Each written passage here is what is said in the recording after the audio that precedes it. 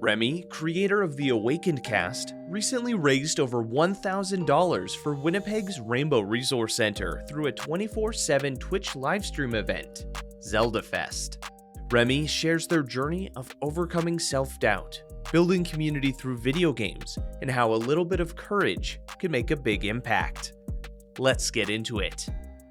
Hi, I'm Remy, they, them. I have been wanting to do this Zeldafest for years upon years because the main influence was there is a Zelda marathon group called Zeldathon, and I've seen all the good that they've done. They're based in the United States, and they do for charity, they do for bigger charity groups. And I'm just like, well, I really want to support local charities. I want to support the ones that are smaller. And as my channel grows and I get more viewers and all that, then I can go to the smaller nonprofits and be like, hey, I want to support you. And that's like one of my big influences is just like that we did the Rainbow Resource Center for the first Zeldafest, and definitely want to support them again for a future one down the road when we actually get more of a following. And so being invested in creating Zeldafest, I worked pretty much what you saw was 3 hard months of work.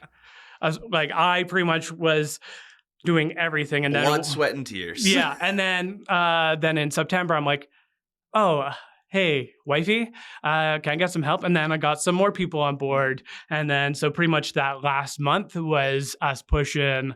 Okay, how can we do a lot more? I mean, I still did a lot of the work. It was honestly totally worth it. There was a lot of hiccups through it and a lot of learning processes through this It's your first time taking on an endeavor like this, right? Yeah. And so next year we actually have a full year to plan. Exactly. Yeah. And we'll have more bodies. That's mainly the big thing.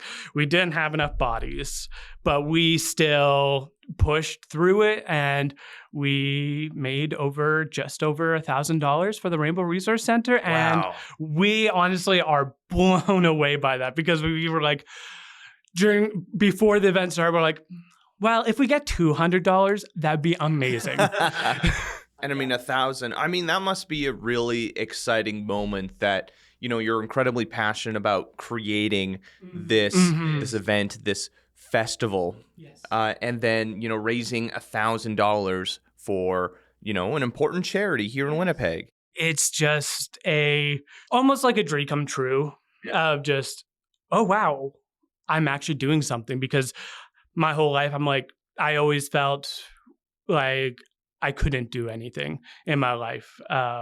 Growing up, I was like, the influence of the Legend of Zelda, power, wisdom, and courage is a Triforce. So Link, I've always looked at Link and he has a Triforce of courage. And I always, in my life, whenever there was a message of courage, be courageous, go out, do what you want to do, I was like, yeah, but nobody's It's scary out there. It's scary out there. I don't know if I have that courage. I don't know if I can do these things. And so finally, and I'm just I keep thinking to myself, I need to do something.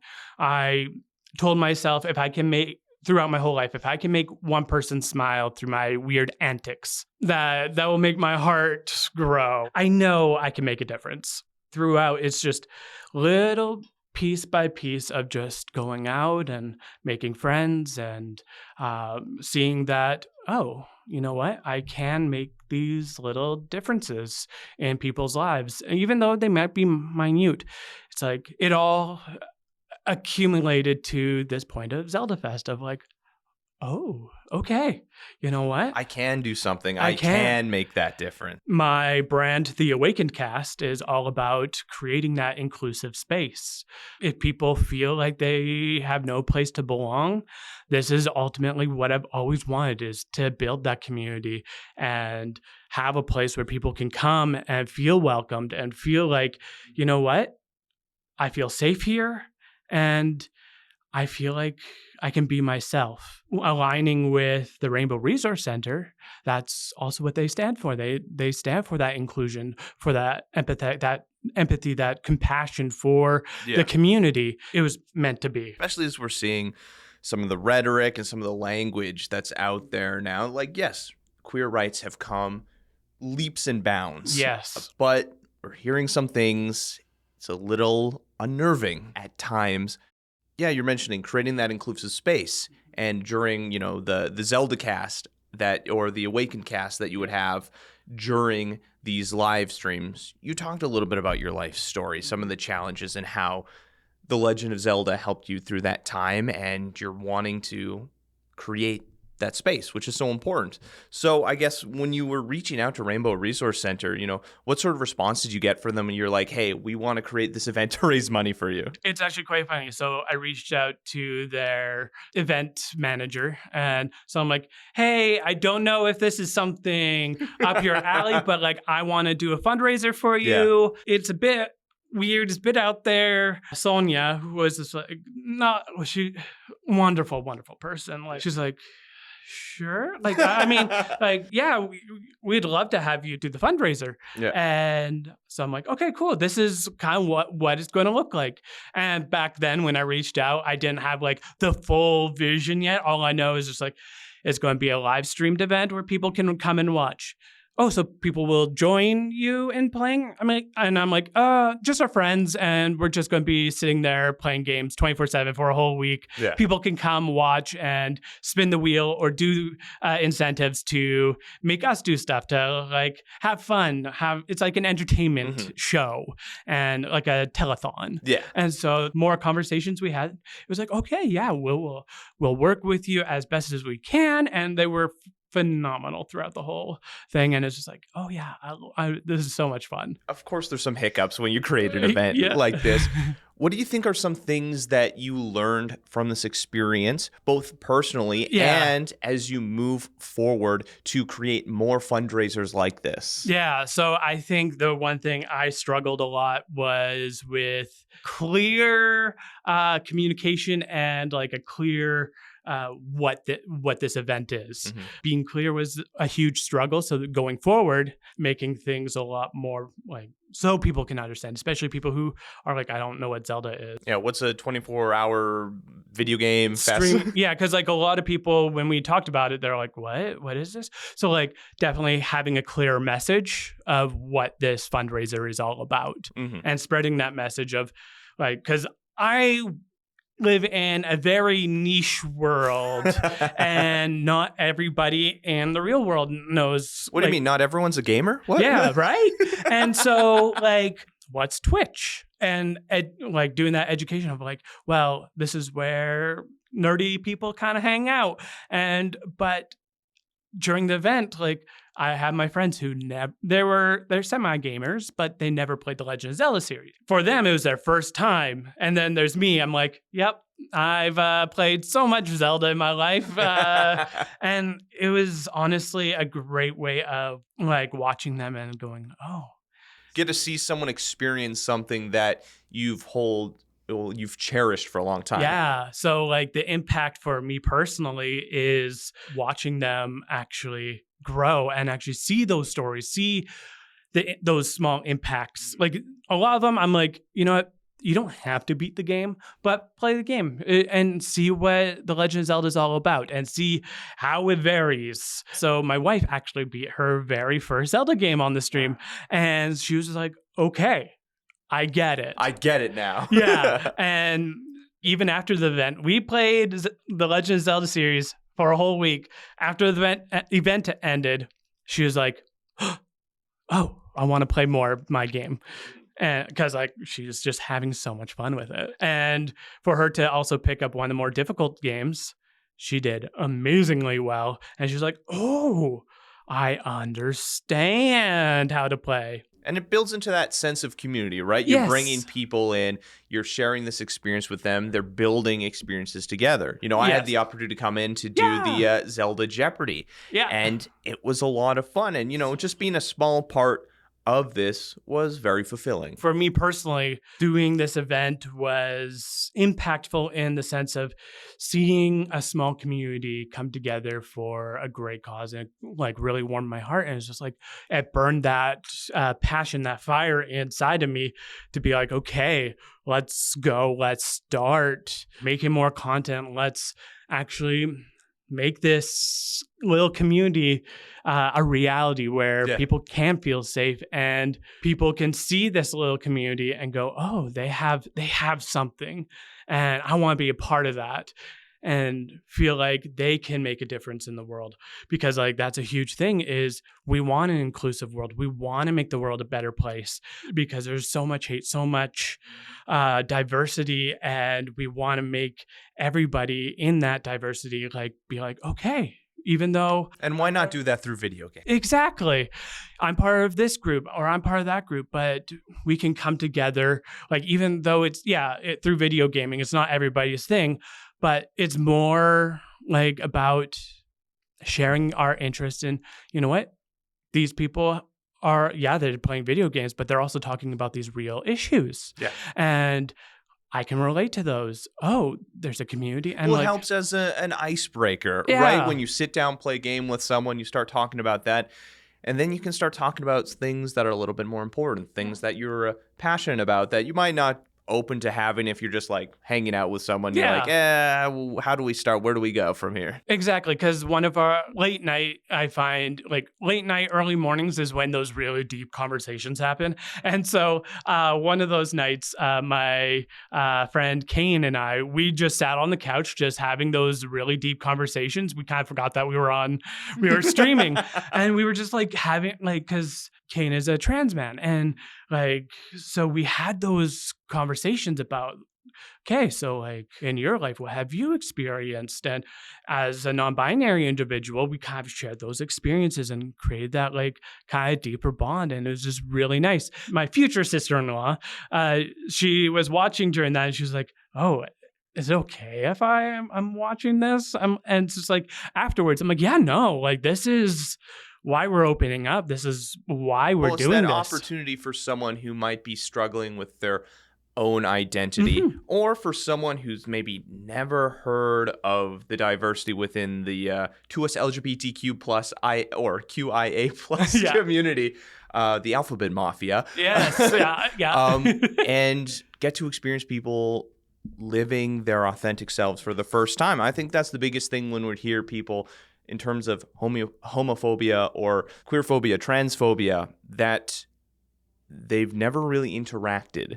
Or if they have, they weren't sure if the person was queer or not, and they don't have that personable experience to be like, oh, wait, you are a real person. You do have a real life. It's not these things that I'm hearing out here. Because especially like on the online sphere, when people watch YouTubers, like content creators on YouTube, like they just see them, they idolize them. They don't realize that, oh, they actually have a life.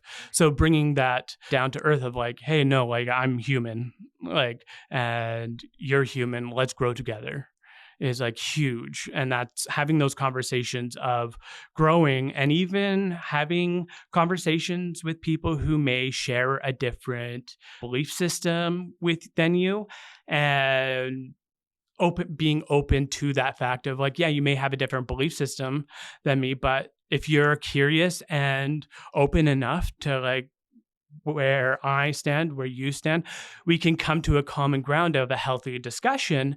And it's not to change our mind. I'm not going in with an agenda. It's just like, hey, I'm human. We're people in the LGBTQIA plus community. We're all human. And to help people realize, oh, like they're not that bad. It's a much more constructive atmosphere in order to engage in those conversations, because too often online, it's often just debate and trying to win the conversation, and you just end up hitting a wall. And I find coming in with more of a humanistic approach of I'm human, I know you're human, we're never perfect. Yeah, we may not agree on certain topics, but if I can make an impact of, hey, like I'm super chill, like, and you see that, like, oh, you're actually not that bad of a person. Oh, I didn't realize this about the 2S LGBTQIA community. And it's like, yeah, like we're just honestly here existing. And if those little interactions can help someone like go, oh, interesting. Like, I really like you as a person, but like, and that challenges what they think. It could have a compounding domino effect. Exactly. That's another thing with me is like having that open space to have those conversations on more of a human level, having a conversation, not a debate. And so that you can see that we're all human, we're all imperfect, we're going through life kind of with blinders on, and we learn through our experiences. And the more we open ourselves to different peoples and different walks of life, the more we go, oh, we can understand, we can have a more open heart, we can break down those walls and see that we're vastly different, but yet we all strive for that community. We all want to be loved. We all want to be cherished. A lot of the times we feel like outcasts. We feel like no one really cares about us, at least certainly in my life. And so having Zeldafest, it is that way of me expressing myself into the world of like, hey, like, are you feeling this way? Like I felt that way. And you're more than welcome to come into the community and experience like more to life. And like you're feeling lonely. Yeah, let's talk. Like, you need to like, you're going through a lot. You know what? Let's play games together. Let's play board games. Let's do something to take your mind off of it so that you can like have that sense of relief. Find that baseline. Yeah. And then maybe through that process have time to process. Exactly. So what's next for the Awaken cast, and what are your hopes for Zeldafest in the future? Yeah, so the future of the Awaken cast is definitely focusing on building that community, making more videos. Like this event has really taught me, like, you know what?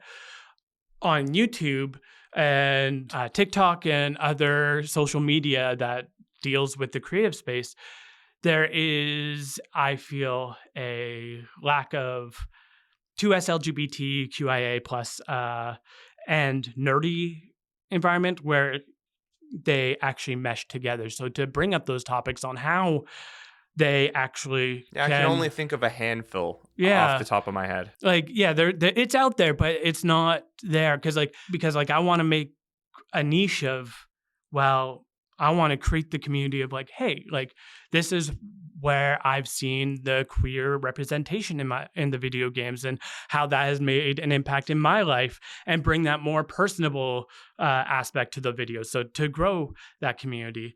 So for Zeldafest in the future, we are going to do more of a bigger charity for the next Zeldafest. So we're thinking of Transplant Canada, because it's honestly, it's a little bit of a offshoot of like the inclusion, but it does ring very close to my heart because Claire, my wife, she has cystic fibrosis.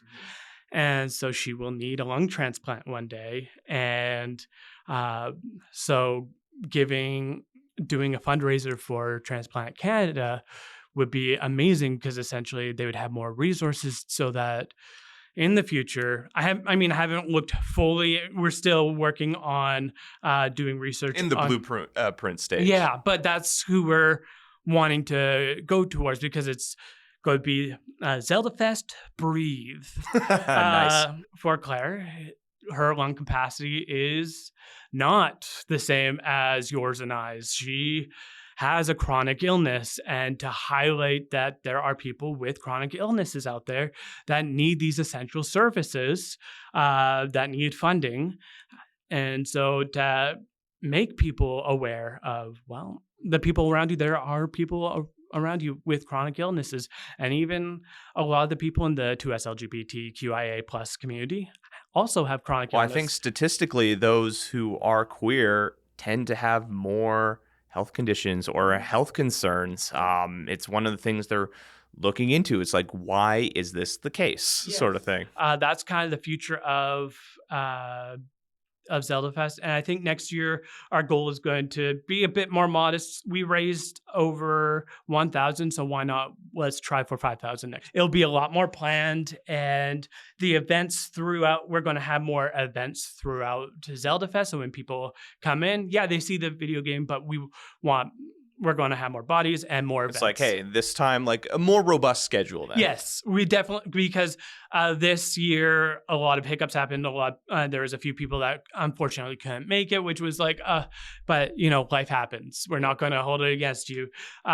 So we're hoping for that, but next year we'll be like, hey, this is at this time. So you have well enough in advance to make it so that we can actually pull these fun events throughout Zeldafest, even the early mornings, still have those fun events. So if someone is hearing this and they're interested in getting involved and helping out in Zeldafest or finding out more information about it, or as well as the Awakened cast, where can they go? Yeah, so you can go to our website at www.theawakenedcast.com, where you can find out more information. There is a contact us button, where if you want to sign up for our newsletter, we'll start sending those out to keep you up to date with future Zeldafest, as well as stuff we are doing in the community here and as well as online. Have any stories you'd like us to share or communities we should highlight? Leave a comment on our social media or reach out to us on our website. I'm Ryan Funk. This was You Talk, and have yourself a good one.